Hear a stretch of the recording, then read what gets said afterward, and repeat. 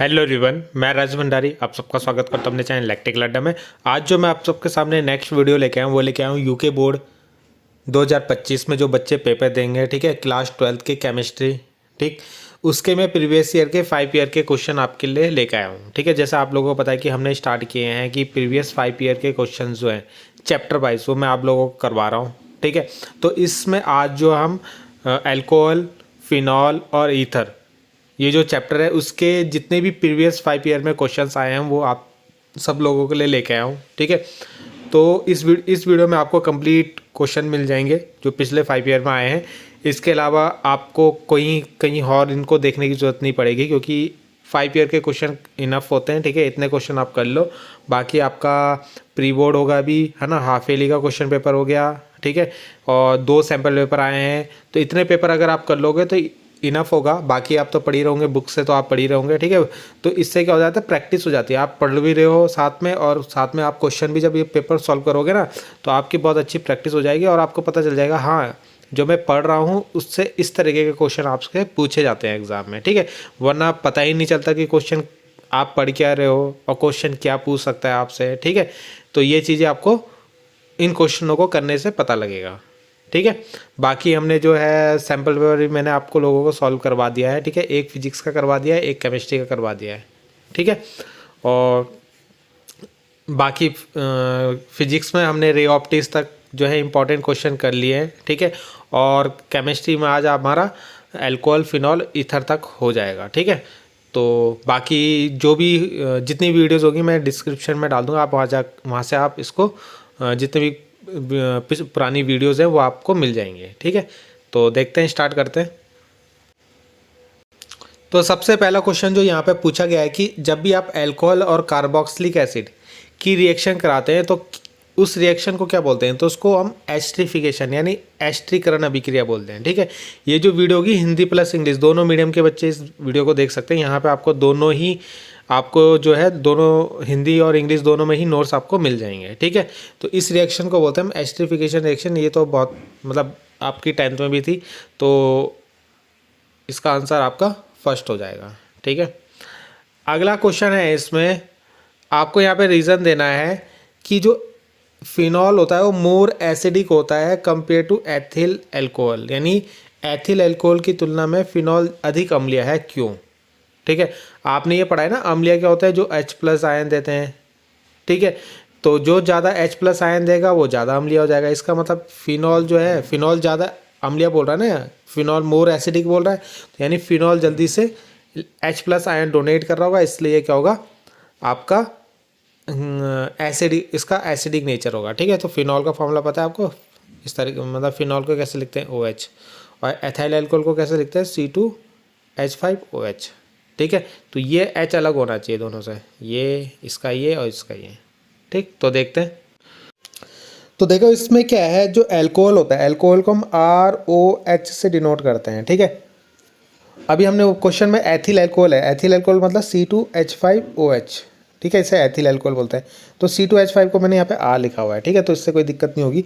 तो अल्कोहल जो होता है, जो ये एल्कोक्साइड आयन बनाता है ना, एल्कोक्साइड आयन कैसे बनाएगा, H जब यहाँ से निकलेगा और इस H2O को देगा। ठीक है, तो इससे ऊपर क्या हो जाएगा, एल्कोक्साइड आयन बनेगा ये। अब ये जो एल्कोक्साइड आयन होता है ना, ये अनस्टेबल होता है। क्या होता है, अनस्टेबल, यानी अस्थायी होता है। अब ये अस्थायी अनस्टेबल क्यों होता है, मैंने आपको स्टार्टिंग में बताया था, इस OH, ये H जितनी जल्दी यहाँ से निकलेगा ये उतना ज़्यादा एसिडिक होगा।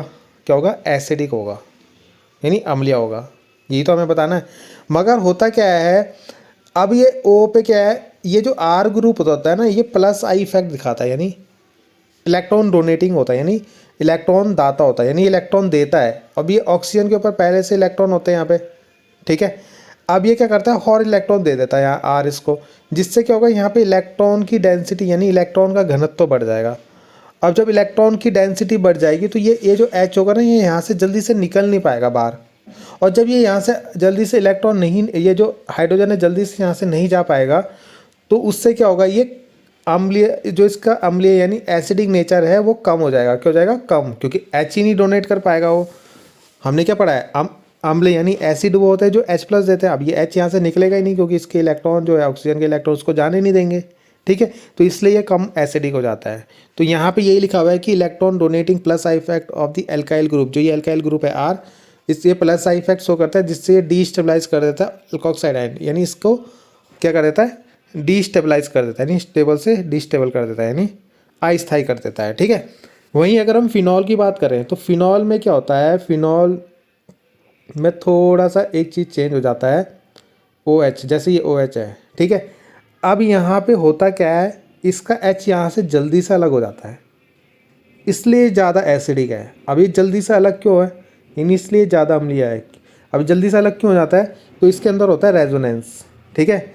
और ये जो बनाता है ना फिनॉक्साइड आयन, ये स्टेबल होता है, क्या होता है, स्टेबल। जैसे ये अनस्टेबल था, अब ये क्या हो गया, स्टेबल। अब ये स्टेबल क्यों होता है, रेजोनेंस के कारण। तो आपको ये रेजोनेंस डायग्राम दिख रहा होगा यहाँ पे, ये जो बनाए हैं इसके, तो इसमें हो क्या रहा है, जैसे आपका फिनॉक्साइड आयन है, तो इस फिनॉक्साइड के आयन के ऊपर ना ऐसे इलेक्ट्रॉन होंगे। मैं यहीं पर बना लेता हूँ उसको एक एक करके, ठीक है। ये ना बहुत इंपॉर्टेंट है, आपको आना चाहिए बनाने। ऐसे 6 इलेक्ट्रॉन होंगे इसमें ऑक्सीजन में, ठीक है। अब होगा क्या, एक मिनट दोबारा बनाना पड़ेगा। एक बॉन्ड यहाँ बनाना, एक यहाँ बनाना, एक यहाँ, ये बेंजीन होता है। O के ऊपर O में होंगे 6 इलेक्ट्रॉन, कितने, 6, ठीक है। इस तरीके से ये आपका फिनॉक्साइड आयन हो गया। अब होता क्या है, ये जो डबल बॉन्ड है ना, ये यहाँ जाके शिफ्ट होगा, तो यहाँ पे देखो डबल बॉन्ड बन गया है ना, पहले एक ही था, अब एक और आ गया डबल बॉन्ड। और जैसे ही यहाँ पे आपका डबल बॉन्ड आया तो ये डबल बॉन्ड शिफ्ट होकर यहाँ पे चला जाएगा, है ना। तो जिससे क्या होगा, यहाँ पे नेगेटिव चार्ज आ जाएगा, क्या पे, यहाँ पे नेगेटिव आ जाएगा। तो देखो यहाँ पे नेगेटिव बनाया है, ठीक है। अब यहाँ पे नेगेटिव आ गया, ठीक है। हुआ क्या, दोबारा बताता हूँ। यहाँ पे ये जो डबल बॉन्ड था ना, वो शिफ्ट होकर यहाँ पे आ गया, तो इस पर नेगेटिव आ गया, ठीक है। तो ये वाला डायग्राम बन जाएगा। अब फिर नेक्स्ट स्टेप में क्या होगा, ये जो नेगेटिव है वो यहाँ आ जाएगा, तो यहाँ पे डबल बॉन्ड आ गया देखो, और ये वाला डबल बॉन्ड जाके यहाँ चला जाएगा, तो जिससे क्या होगा, इस पर नेगेटिव आ जाएगा, ठीक है। हो गया, समझ में आ गया। और इतना आपका ये सेकंड वाले में बनेगा। उसके बाद क्या होगा, फिर से ये जो नेगेटिव है वो यहाँ चला जाएगा, और ये जो डबल बॉन्ड है वो यहाँ पे जाके चला जाएगा, तो इससे यहाँ पे अब नेगेटिव चार्ज बन जाएगा आपका, ठीक है। और लास्ट स्टेप में क्या होगा, लास्ट स्टेप में ये वाला कैसे बनेगा, ये बॉन्ड तो अपनी जगह वापस चला जाएगा, है ना, यानी ये जो यहाँ पे डबल बॉन्ड बना था वो वापस चला जाएगा अपनी जगह, और ये जो नेगेटिव है वो यहाँ पे आ जाएगा, तो यहाँ पे आपका डबल बॉन्ड बन गया, ठीक है।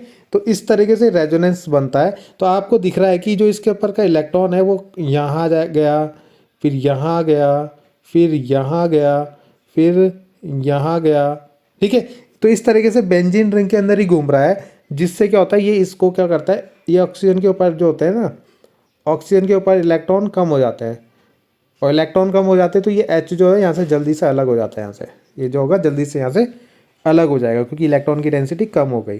तो यही लिखा हुआ है कि phenoxide ion is a resonance stabilize by delocalization of negative charge, यानी जो रेजोनेंस के कारण जो है स्टेबलाइज होता है, क्योंकि इलेक्ट्रॉन जो होते हैं डीलोकलाइजेशन स्थानांतरण होता है, इसका मतलब इसके अंदर वो घूमते रहते हैं, ठीक है, इसलिए ज़्यादा एसिडिक होता है, ठीक है। तो यहाँ पे मैंने हिंदी मीडियम वालों के लिए भी लिखा है कि एल्किल ग्रुप, पहले उसका दे रखा है फिनॉल का, ठीक है, कि फिनॉल जो होता है ना, एल्कोक्साइड आयन जो बनाता है वो कम स्थायी होता है, ठीक है, मगर जो फिनॉल जो फिनॉक्साइड आयन बनाता है वो अनुनाद स्थायी होता है, इसलिए ये क्या होता है, फिनॉल जो होता है एथिल अल्कोहल से ज़्यादा स्थायी होता है, ठीक है। बाकी मैंने समझा दिया, हिंदी वाले मीडियम वाले इसको भी बना लेना यहाँ पे इसके बाद, ठीक है, ये वाला। अगला क्वेश्चन है कि ईथर जो है वो लेस सोलेबल होता है वाटर के साथ, यानी पानी के साथ ही जल्दी कम सोलेबल होता है, यानी कम घुलता है, but more soluble in concentrated एस्टोसोफोल, मगर जो सांद्र एस्टोसोफोल होता है उसके साथ ये ज़्यादा घुल जाता है ना। तो क्यों, इसका रीज़न देना आपको। तो यहाँ पे जो इसका आंसर है कि ईथर लेस सोलेबल होता है वाटर में बट मोर सोलेबल होता है कंसनट्रेट एस्टोसोफोल due to formation of oxonium ion, यानी ये जो ईथर होता है ना, ROR जिसको हम बोलते हैं, ठीक है, ये H2SO4 के साथ रिएक्शन करके एक्सोनियम आयन बनाता है। एक्सोनियम आयन इसी को बोलते हैं H3O+ को, ठीक है। तो ये आयन बनाता है, इसलिए ये क्या होता है, ज़्यादा सोलेबल होता है, यानी ज़्यादा घुलनशील होता है। किसके साथ? H2SO4 के साथ। बट अगर वहीं हम बात करें H2O के साथ, तो H2O के साथ क्या है, एक तरीके से ये क्या होता है, ईथर जो होता है, ये जो R होता है ना, ये R जो होता है, ये हाइड्रोफोबिक नेचर होता है इसका। हाइड्रोफोबिक नेचर मतलब पानी से नफरत करने वाला, एक तरीके से समझ सकते हो। तो पानी के साथ ये घुलता नहीं है, ठीक है। तो जिससे के कारण ये क्या होता है, लेस सोलेबल होता है, यानी कम विलय होता है। ईथर के हाइड्रोकार्बन भाग की हाइड्रोफोबिक प्रकृति के कारण ये क्या होता है, कम विलय होता है, यानी लेस सोलेबल होता है, ठीक है। बाकी इसका रीज़न ऐसे भी लिखा जाता है कि ये इसके साथ हाइड्रोजन बॉन्ड नहीं बना पाता वाटर के साथ, तो इसलिए भी ये कम सोलेबल होता है, ठीक है। तो ये यहाँ पे इसका आंसर है। देखो जल्दी जल्दी कराने का मतलब ये है कि ये जो वीडियो है ज़्यादा लॉन्ग ना बने, वरना मैं इनको जो क्वेश्चंस हैं उनको अच्छे से भी आपको एक्सप्लेन कर सकता हूँ। मगर ये है कि अगर मैं पूरा पेपर को कराने लग जाऊँगा तो 3-3.5 घंटे तक लग जाएगा, ठीक है। तो ये है कि इसको मैं 1 घंटे में कोशिश करता हूँ कि जल्दी 1 घंटे के अंदर इसको कंप्लीट कर लूँ, तो इसलिए थोड़ा जल्दी जल्दी करवाना पड़ता है। और जो क्वेश्चन है उनको मैं थोड़ा ऊपर ऊपर से ही आपको समझा देता हूँ, ताकि आप खुद से थोड़ा बहुत, आप जब आपके दिमाग में ये चले जाएगा तो आप उसको फिर डीपली भी पढ़ सकते हो, ठीक है। अगला है, आपको विहाइड्रोजनीकरण अभिक्रिया उत्पादों के आधार पर प्राथमिक, द्वितीयक, तृतीयक अल्कोहल में अंतर बताना है। यानी आपको प्राइमरी, सेकेंडरी और टर्सरी अल्कोहल में डिफरेंस लिखना है on the basis of dehydrogenation product. सबसे इम्पॉर्टेंट क्वेश्चन इस चैप्टर का, जो हर बार आता है ये, ठीक है। तो इसको तो आपको रट लेना है बिल्कुल। तो प्राइमरी अल्कोहल, सेकेंडरी अल्कोहल और टर्सरी अल्कोहल का जो प्रोडक्ट बनता है ना, उस बेसिस पे आपको इनमें डिफरेंस बताना है, ठीक है। तो ये है आपका प्राइमरी अल्कोहल, ये है सेकेंडरी और ये टर्सरी। प्राइमरी अल्कोहल आपको पता होगा, है ना, इस तरीके से लिखते हैं हम प्राइमरी अल्कोहल को। सेकेंडरी अल्कोहल को कैसे लिखते हैं हम लोग? इस तरीके से लिखते हैं जिसमें 2 R होते हैं, है ना। और टर्सरी अल्कोहल को कैसे लिखते हैं? जिसमें 3 R होते हैं। कितने? 3 R होते हैं, ठीक है। तो ये प्राइमरी अल्कोहल, सेकेंडरी अल्कोहल और टर्सरी अल्कोहल, ये 3 अल्कोहल होते हैं, ठीक है। अब यहाँ पे हमने R की जगह क्या ले लिया? CH3 CH3 CH3 CH3 CH3, ठीक है, इस तरीके से। तो जब आप इनकी कॉपर से साथ रिएक्शन कराते हो, ठीक, तो ये हमेशा क्या बनाता है, जो प्राइमरी अल्कोहल होगा वो तो एल्डिहाइड बनाएगा, सेकेंडरी अल्कोहल जो होगा वो कीटोन बनाएगा, और टर्सरी अल्कोहल जो है एल्कीन बनाएगा। इस तरीके से हमें पता लगता है कि कौन सा प्राइमरी अल्कोहल है, कौन सा सेकेंडरी, कौन सा टर्सरी। प्राइमरी वाला आपका अल्कोहल बनाएगा तो इससे एल्डिहाइड बनाएगा, तो इससे आपको पता चल जाएगा हाँ ये कौन सी, ये जो एल्डिहाइड बना रहा है वो प्राइमरी अल्कोहल है, और जो कीटोन बना रहा है वो सेकेंडरी अल्कोहल, और जो एल्कीन बना रहा है वो टर्सरी अल्कोहल है। तो इस तरीके से आप इन तीनों में डिफरेंस या इनका पता लगा सकते हो। अगला क्वेश्चन है कि फिनॉल से बेंजीन, बेंजीन से फिनॉल, ये तो शायद आपके पेपर में भी आया है, ठीक है। एथेनॉल से शुगर केन, और एथेनॉल से ईथर बनाना है आपको, ठीक है। एथेनॉल से ईथर, फिनॉल से बेंजीन बनाना है, ठीक है। और एथेनॉल फ्रॉम शुगर केन, यानी शुगर केन से एथेनॉल बनाना है, ठीक है। ये 3 रिएक्शन है आपकी।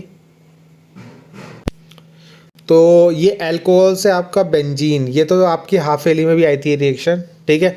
तो फिनॉल लेना है, उसकी Zn से रिएक्शन करानी है और हीट करना है। तो ये क्या करेगा, ZnO अलग हो जाएगा, और ये जो बेंजीन जो है आपका यहाँ पे बन जाएगा इस तरह।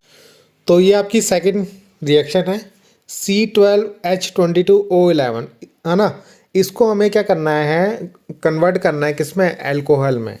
ये जो C12H22O11 होता है ना, शुगर केन का जो बोलते हैं ना मोलासेस, ठीक है, मोलासेस, वो होता है ये आपका, यानी जो गन्ने का जो वेस्ट बच जाता है ना, वो जो चीनी गुड़ बना लेते हैं उसके बाद, ठीक है, उसका यूज़ करते हैं।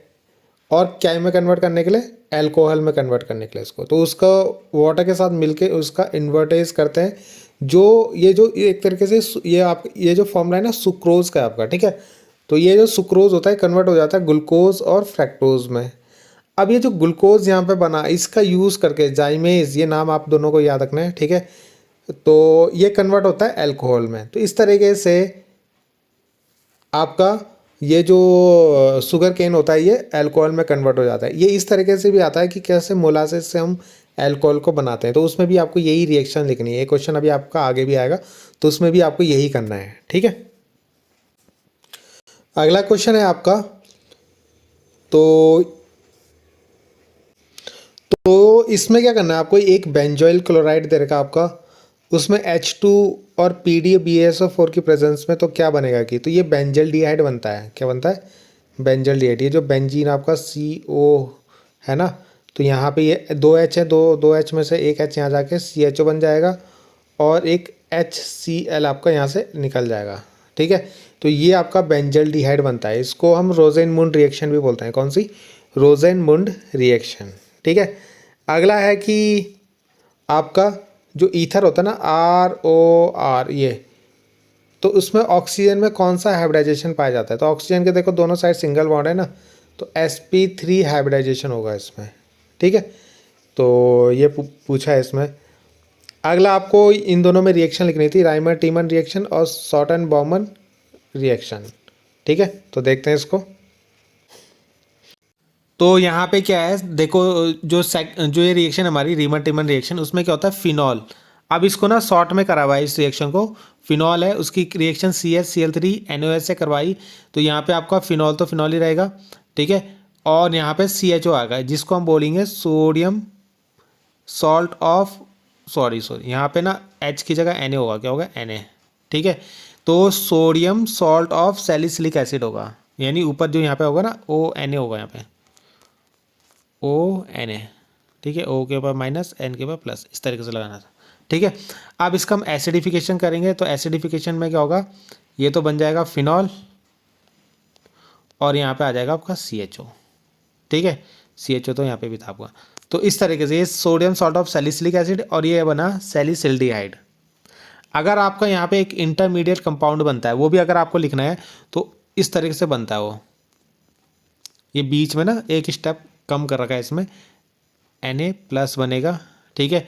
ये जो ONA है ना वहाँ पे जाके जुड़ेगा और यहाँ से यहाँ पे आपका जुड़ेगा CHCl2। क्या बनेगा? CHCl2।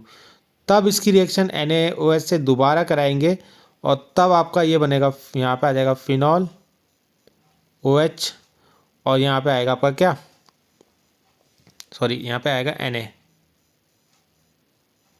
ठीक है। Na आएगा और यहाँ पे बनेगा CHO। क्या बनेगा? CHO। तब जाके आप इसका एसिडिफिकेशन करोगे, तब आपका सैलिसिल्डिहाइड बनेगा, ठीक है। तो ये रिएक्शन आपको याद करनी है।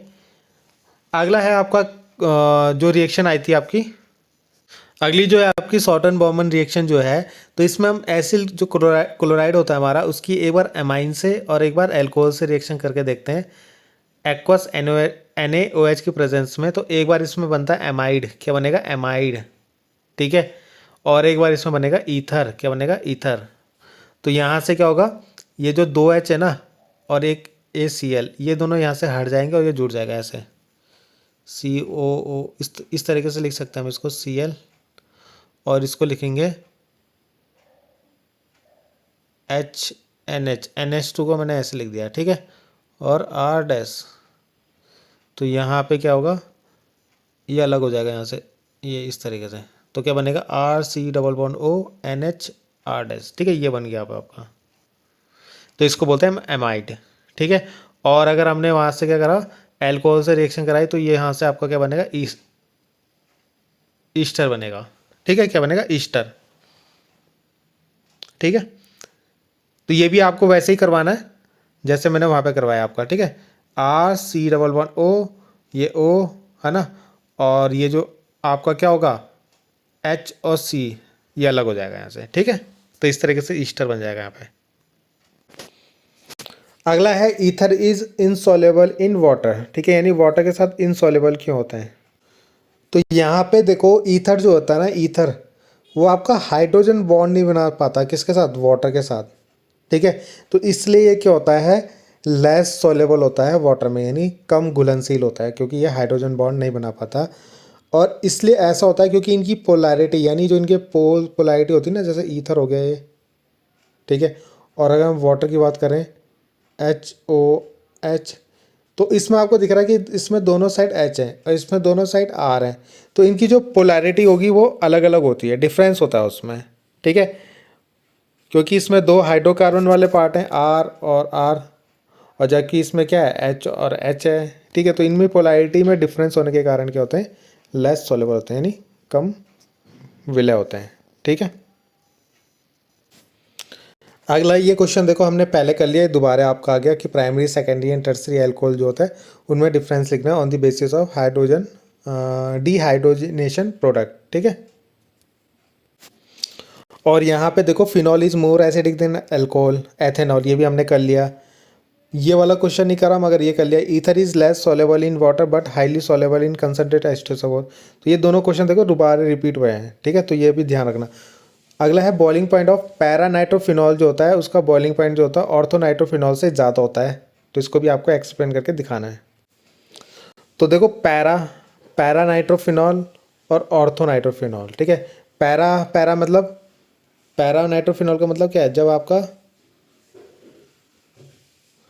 नाइट्रो ग्रुप कहाँ पे लगा होता है, यहाँ पे, तो इसको बोलते हैं हम ऑर्थोनाइट्रोफिनॉल, ठीक है। और अगर आपका ये कहाँ पे लग जाए, यहाँ पे लग जाए ये NO2 ग्रुप, तो इसको बोलते हैं हम पैरानाइट्रोफिनॉल, ठीक है। तो इन दोनों में डिफरेंस क्या है, देखो बॉइलिंग पॉइंट किसका ज़्यादा होगा, बॉइलिंग पॉइंट यानी क्वथनांक उसका ज़्यादा होगा ना जो ज़्यादा स्ट्रॉन्ग, जिसके अंदर बॉन्ड होंगे।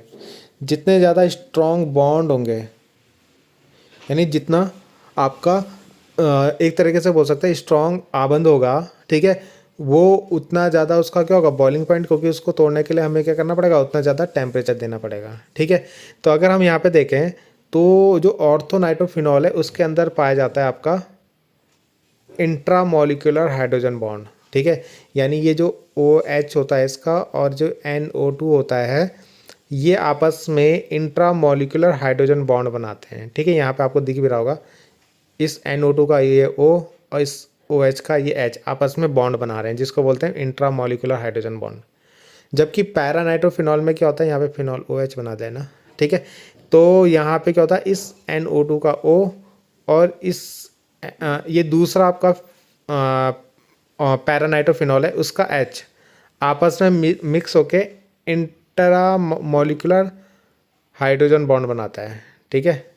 सॉरी ये इंट्रा नहीं होगा, इंट्रा तो ऊपर वाला होगा, इंटर होगा, ये क्या होगा inter molecular hydrogen bond, inter molecular hydrogen bond, ठीक है। ऊपर वाला इंट्रा का मतलब अपने अंदर ही, ठीक है।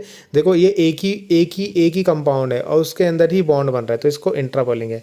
अब यहाँ पे क्या हो रहा है, ये अलग ग्रुप है और ये अलग है, इनके बीच जब बॉन्ड बनेगा, ठीक है, इनके बीच जो बॉन्ड बनेगा उसको इंटर बोलेंगे, ठीक है। तो दोनों में अलग अलग बॉन्ड बन रहे हैं, तो ये वाला बॉन्ड जो होता है ना वो ज़्यादा स्ट्रांग होता है, क्या होता है स्ट्रांग, ये 11th में पढ़ा होगा आपने, ये ज़्यादा स्ट्रांग बॉन्ड होता है। और ये जो होता है इससे वीक होता है, क्या होता है वीक होता है, ठीक है। तो ये स्ट्रांग है तो यानी इसका बॉइलिंग पॉइंट भी क्या होगा, ज़्यादा होगा, ठीक है, इसका क्वथनांक भी ज़्यादा होगा। तो यहाँ पे मैंने लिखा हुआ है, बाकी आप इसको पढ़ लेना। अगला है ethyl alcohol is treated with iodine, यानी जब एथिल अल्कोहल की आयोडीन से रिएक्शन करते हैं प्रेजेंस ऑफ एल्कलाई। अगला है क्लोरोफॉर्म जो होता है is heated with A solution of phenol and sodium hydroxide. ये जो रिएक्शन है ये अभी हमने करी, रीमन टीमन रिएक्शन है ये आपकी, ठीक है। तो जिसमें हमने फिनॉल की किससे रिएक्शन कराई थी, क्लोरोफॉर्म यानी CHCl3 से रिएक्शन कराई थी ना अभी, और NaOH से। तो वहाँ पे आपका क्या बना था, सैलिसिल्डिहाइड बना था, ठीक है, इस तरीके से बनाया था ना हमने, सॉरी फिनॉल है OH बना था और यहाँ पे CHO बना था, ठीक है। तो ये आपको इसमें बनाना है, तो वही रिएक्शन आपको इसके अंदर लिख देनी है। तो हम ये वाली देखते हैं ऊपर वाली, तो ये रिएक्शन है आपका, ठीक है। ये एथिल अल्कोहल हो गया, I2 यानी आयोडीन और NaOH एल्कलाई इसकी प्रेजेंस में करानी थी, तो ये कन्वर्ट हुआ कि इसमें CH3CHO में, ठीक है, यानी एल्डिहाइड में। फिर से इसकी रिएक्शन दोबारा कराएंगे तो ये सोडियम फॉर्मेट बनाएगा, क्या बनाएगा CH3CHO जो H2NaOH से रिएक्शन करेगा ना, तो सोडियम फॉर्मेट यानी HCOONA और आइडो फॉर्म आपका यहाँ पे बनेगा, ठीक है। तो ये रिएक्शन भी आपको याद करनी है। अब देखो यहाँ पे क्या है, देखो ये क्वेश्चन अभी हमने देखे सेम टू सेम, देखो ये एक नंबर के आए थे, यही क्वेश्चन देखो सेम दोबारा रिपीट हुआ है, देखो यहाँ पे, ठीक है, कि एथिल अल्कोहल की इससे किससे आयोडीन से रिएक्शन करानी और क्लोरोफॉर्म की इससे। तो देखो अलग अलग क्वेश्चन और सेम टू सेम रिपीट हुआ है, ठीक है। तो ऐसे ही आपके एग्जाम में भी ये रिपीट हो सकते हैं, ठीक है। तो इसलिए आपको ध्यान रखना है इसको। तो इसका जो तीसरा क्वेश्चन था एथिल अल्कोहल की एसिटिक अम्ल से रिएक्शन, जो हमने सबसे पहले देखा था, ठीक है। तो यहाँ पे क्या बनता था आपका, एसिडिफिकेशन रिएक्शन बोलते थे ना इसको। तो देखते हैं, तो ये आपका एसिटिक एसिड हो गया, ये अल्कोहल हो गया। जब ये आपस में मिक्स होते हैं तो यहाँ से आपको वाटर को अलग करना है। क्या करना है, वाटर को अलग कर देना है, ठीक है। बाकी जो ये CH3COO और ये C2H5, ये एथाइल एसीटेट आपका यहाँ पे फॉर्म करेंगे, ठीक है। अब ये रिएक्शन देखो क्या है, प्राथमिक द्वितीयक तृतीयक अल्कोहल क्या होते हैं। प्राथमिक द्वितीयक तृतीयक अल्कोहल 570 केल्विन पर गर्म कॉपर पर प्रभावित कर किया जाते हैं, ठीक है।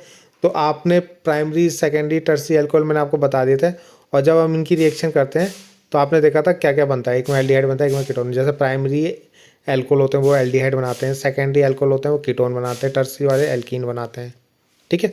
तो वही इसके अंदर भी आपको करना है।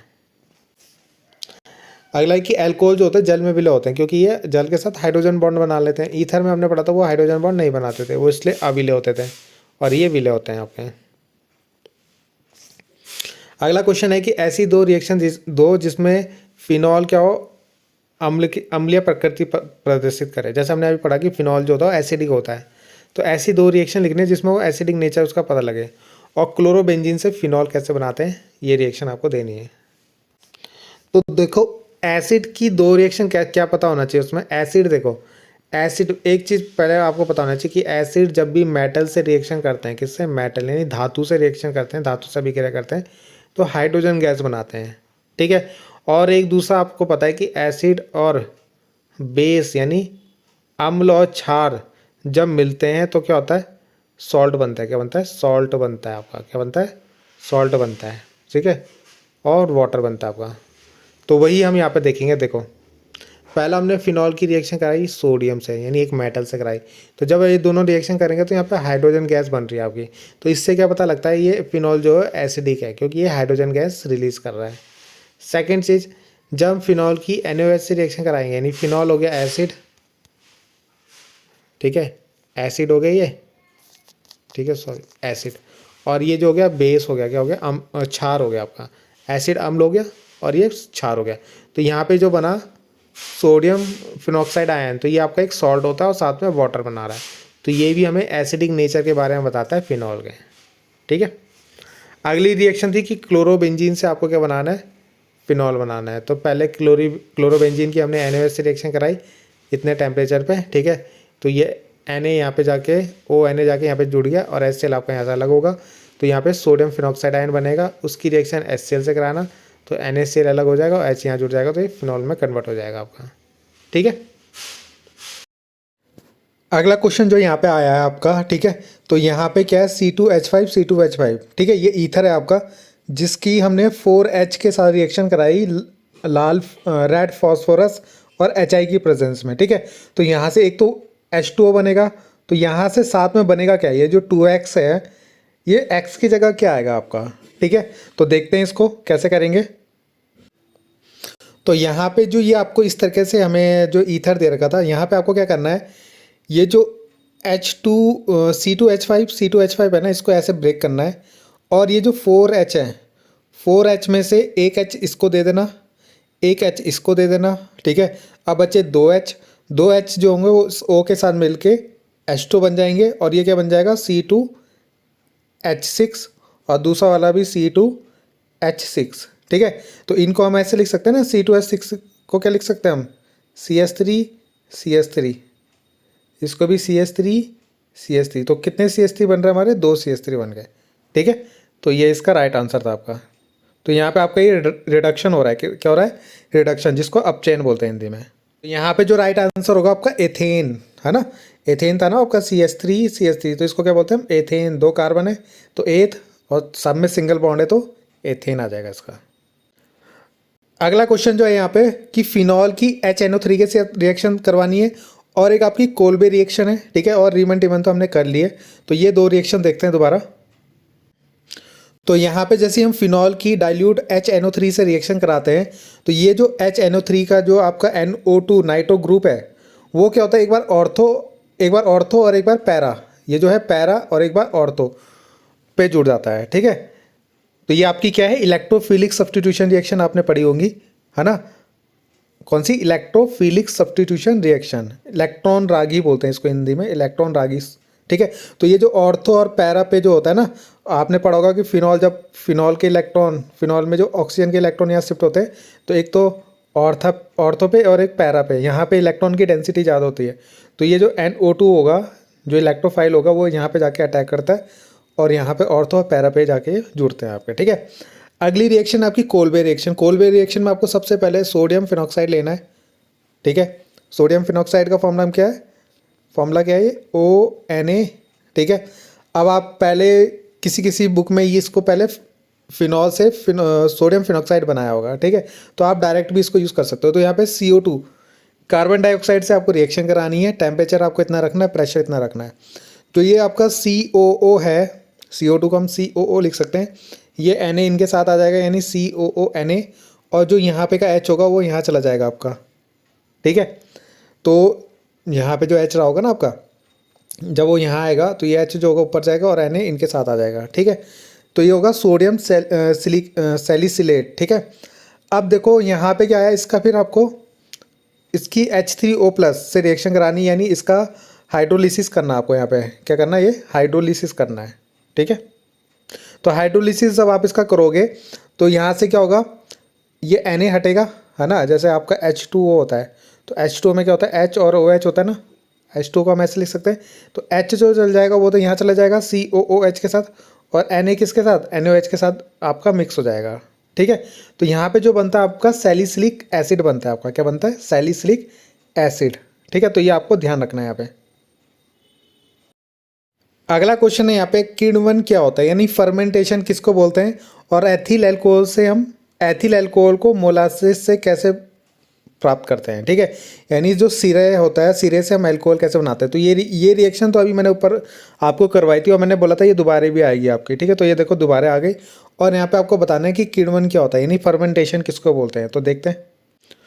तो फर्मेंटेशन हम बोलते हैं जब हमारे पास शुगर होता है, शुगर को अगर हम एथेनॉल में कन्वर्ट करें, ठीक है, शुगर को एथेनॉल में कन्वर्ट करना एंड कार्बन डाइऑक्साइड में यूजिंग ईस्ट, ठीक है। तो इसी को हम बोलते हैं फर्मेंटेशन, यानी किण्वन बोलते हैं, ठीक है। क्या बोलते हैं, किण्वन। बाकी जो सेकंड पार्ट है उसकी रिएक्शन आप लोग खुद देख लेना, मतलब मैंने करवा दी थी ऊपर, तो आप वहाँ पे जाके इसको देख लेना। अगला है कि ईथर जो है अविलेय होता है, इनसॉल्युबल, ये भी मैंने आपको बता दिया क्योंकि ये हाइड्रोजन बॉन्ड नहीं बना पाता इसलिए, ठीक है। अगला आपको यहाँ पे क्या बताना था, यहाँ पे इसका मोस्ट एसिडिक नेचर, यानी इसमें सबसे ज़्यादा एसिडिक कौन है चारों में से। तो सबसे पहला आपका ऑर्थोनाइट्रोफिनॉल आता है, फिर उसके बाद फिनॉल आएगा, फिर क्रिसॉल आएगा, फिर एथेनॉल आएगा, ठीक है। तो यानी पहला चौथा ऑप्शन आएगा, फिर तीसरा, फिर दूसरा, फिर पहला, ठीक है।